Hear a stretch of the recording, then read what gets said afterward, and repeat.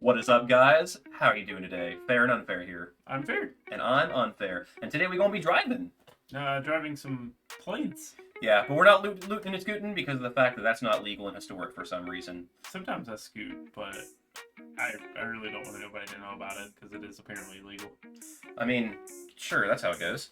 But let's go ahead and to get to the game. We're just going to be playing good old Mardu vehicles. Vroom, vroom. Alright, so today we have a bunch of 1-drops in the guy that's basically a 3-2. Got a couple removal spells, got a few Thoughtseize with a 4th in the board. Fomat Courier is great. Got a 2-3 for 1's great. Got a recurable 3-2's great. Got our only actual vehicle in the whole deck. We have a little bit of removal and artifact removal. We had another artifact in Maul of the Skyclaves, gives evasion and a buff and first strike. Gideon gives buffs and is really good with Heart of Kirin because the alternative crew cost. Bone Crusher Giant, it's a fat boy and deals 2 damage to things when you need to. This applies pressure and removes something at the same time. This is a land and recurse things. This is Hazaret. Sideboard, we've got a little bit of Grave Hate, Aggro Hate, Control Hate, Red Hate, Artifact Hate. Alright, let's go. Alright, let's run over the pedestrian with our vehicle. That's actually phenomenal. We're playing against a pedestrian with vehicles. And this hand is almost good. Not good. Yeah, unfortunately we can't cast our spells that matter. This hand is much better though. We drop. We probably keep it and drop one of the Scrap Heap Scroungers. Yeah, if we get a double or a second white source for golden. Yeah, and even if not, like we do have the. Oh no, not again. Not again. Botanical Sanctum in the Land of Worlds has us a little traumatized. Servant of the Conduit? Okay, so we're playing against energy. Cool. Oh my goodness, I wish we had removal spells. Jesus. So we probably just jammed the Scrap Heap Scrounger here. Can't attack into a 2/2. Yeah. They did miss a land drop though, which is huge. Well, they got another way to play their lanes though. So we probably just jammed the Toolcraft Exemplar and the Bomat Courier and just play the Agadeem's Awakening tapped maybe? I guess there's a possibility we cast it. Like, maybe we do just play, I don't know. Maybe just a Blood Crypt, yeah. So I would shock this in. They can block with their mana sources, but if they block one with like this, I'm okay with just like maybe sacrificing it. But then we lose our Gideon? Yeah, but we can't cast it anyway. Maybe I wait till... I think you just attack with a Scrap Heap Scrounger this turn. Yeah, maybe next turn. You are representing a Fatal Push right now though, so that's definitely something they could be afraid of. Woodweaver's Poison. I love that they kept the one lander off of just elves. Like, this is the greediest thing I've ever seen, and I love it.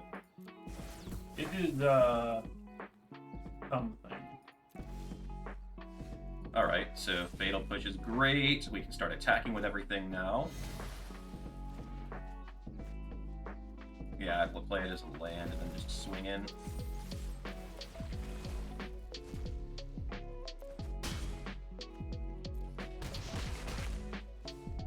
And they can't really afford to block with their elves either, since those are pretty much their only mana sources. It'd be blocking, like, with... They're playing red as well. Are they on the Dynavolt deck? It's probably Teamer Energy. True. Heart of Kirin is pretty good.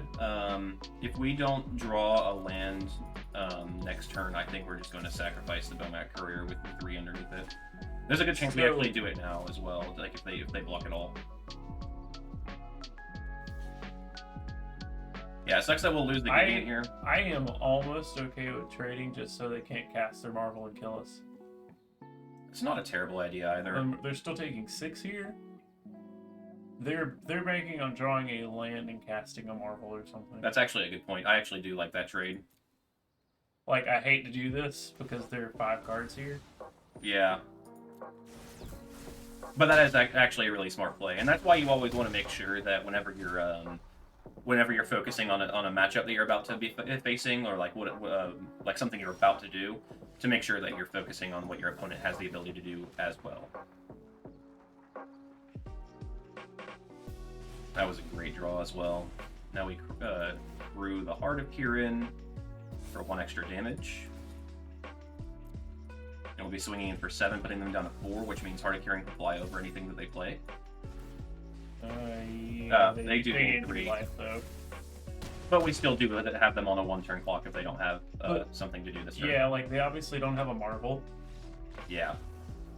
But yeah, let's go ahead and make our way to game 2. So we just brought in some extra removal, a little bit more hand hay, and took out... And we're gonna hope they end up on 4 elves again this game. Yeah, we brought in Witch's Vengeance, so hopefully that's able to just wipe their whole board. I'm actually... I don't think we can keep this. I don't think we can. This hand's great, though. Probably... the Sacred Foundry. Actually, we drop this, right? Because we want to have, like, white in case we draw Gideon. Oh, that's correct. I do like that. I am sure. That's right. Well, there's our 3rd white mana. And the Toolcraft Exemplar will be swinging for 3 on turn 2 because of Heart of Kirin, which is fantastic as well. Correct. Which puts them back down to 20. Ooh, and the Bomat Courier is great too.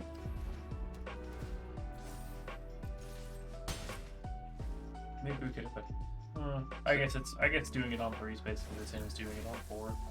Yeah. Rogue Refiner, huh?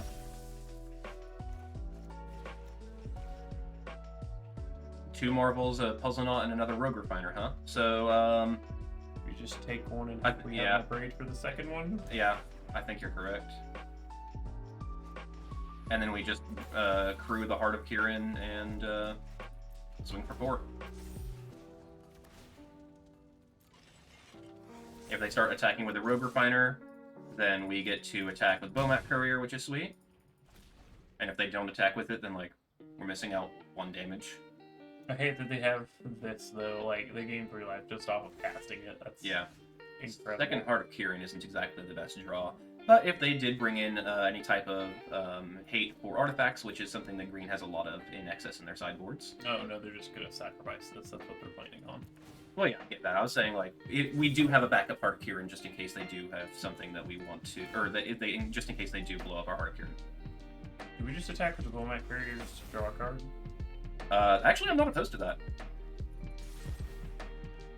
Like, having the second Heart of Kirin is pretty nice, but I do think just spinning the wheel and trying to draw something better would be nice. Gideon would be an ideal draw.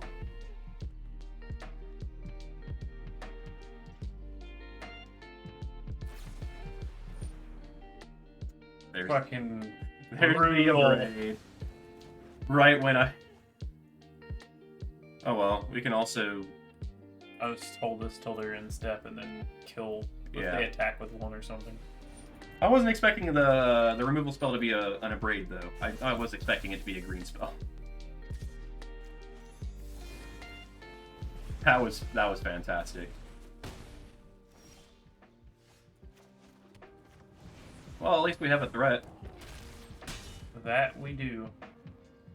Gideon would be great, once again, being able to give the Bone Crusher. Alright, they're spinning. Being able to give the Bone Crusher Indestructible would be sweet. Okay. Well, there's the Gideon.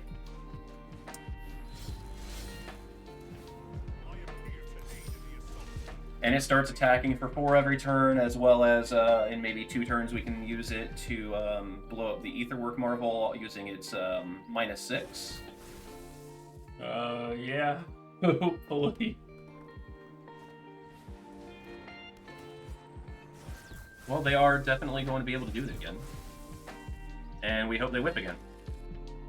Genesis Ultimatum, alright. Uh-huh. I like this guy. Pedestrian is definitely not exactly a pedestrian. Alright, our vehicle got ran over. Yeah, by a Nulamok. Damn pedestrians. I think it's fine as is. Yeah, I agree. Like, there's just, like, you can justify bringing in more duress there, but Yeah. It's already kind of tight. Yeah. We didn't change anything for being on the play versus the draw. We just ran it back. So close. And this hand's pretty Much better. close. I think we dropped the Hazaret because it's a 4-drop and we only have 2 Yeah. lands. And yeah, we just start going pedal to metal right off the bat. We would love to draw A black source? Or, yeah. Or like a concealed courtyard specifically would be great. Yeah. Or I think we're gonna play that as a white source. I think we are too. And then probably just Heart of Kieran swing for 2.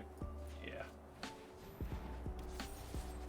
Because then next turn, like worst case scenario, we play Scrap Heap Scrounger to crew the heart. Best case scenario, we play the Gideon to crew the heart. So we have a lot of options here, even for a worst case scenario. Like still being able to play a 2-drop 3/2, crew the heart, swing for 6, putting down to 12 is pretty nice. And there's our land, so we get to play the Gideon instead. Do we do that or do these two and then Gideon next turn? So the Gideon ends up giving us more damage than those two do, because the Gideon will be able to swing alongside the Heart of Kieran, so we'll be swinging for... So these can also swing next turn and it'd be 6 instead of 4. That's true. I didn't think about the fact that Toolcraft is gets bigger as well. I was looking at the Toolcraft as a 1/1, which I was just talking about how it's so good because of the fact that it's a 1-drop 3/2. Oh, it's better than any Savannah line. True that. Road Refiner is pretty good, but I don't think it's going to be good enough. We are just going way too fast for them. Look at that Witch's Vengeance. Yeah, not exactly the best draw, but definitely could have been worse. Do you just give the Toolcraft indestructible? Mm-hmm. Like, we're fine with them trading with the Inventor's Apprentice or the Scrap Heap Scrounger because those two, one does less damage than the rest and the other one can come back. And we are representing very, very large amounts of damage. This is what we call extra lethal. Yeah. That's a lot of damage. And we have to fade. I think we still beat an Ulamog. We have to fade specifically Ultimatum. Because even in Ulamog, we still would be able to. No, they would kill the Heart of Kieran. I actually don't know if we care about this as long as they don't hit like multiple Game 3 life rocks. Yeah, that's true. And even if they hit a lot of Gain 3 rocks, excuse me. Game 3 rocks. We would be doing 4, 8, 10, 13 damage to them here. So they would have to play 3 of them. Yeah, and the Euro goes away. They gain 6. Yeah, we have lethal. And they don't have a way to spin another marble. 4, 8, 11, 13, yeah. Like, a Braid would be good for them. But I don't even think a Braid does it because we would be swinging... Oh, no, a Braid, the Heart of Kieran would actually make the Toolcraft Exemplar not attack for enough. So we crew using the Gideon's ability. Then we give the Toolcraft Indestructible and swing with everything. I think that's lethal. Yeah. So they block 4, then they still take exactly 7. 9. Oh, yeah, that's right. The Inventor's Apprentice is power 2. Alright, so this is the story of how vehicles ran over a pedestrian. I hope you guys have enjoyed this. Sometimes we get into a plane and fly, sometimes we get eaten by an Eldrazi. Yeah. Oh, that was completely on me. But deck is super sweet. Hope you enjoyed hanging out with us for a bit of a different deck today, being a little bit more aggressive than recently. And if you enjoyed this, please go ahead and hit that like button, the little bell as well. Comment, talk about what your favorite deck is playing with vehicles. Like if there's a specific vehicle that you've been testing out and you've really enjoyed, tell us in the comments. I really want to hear about it, and I want to test with the cards that you're talking about. I'd also like to thank our opponent for being named pedestrian. That was honestly I couldn't come up with a better joke. Yeah. Well, we hope to talk to you guys again next week, and don't forget, we do videos every single Wednesday at noon. Don't miss one.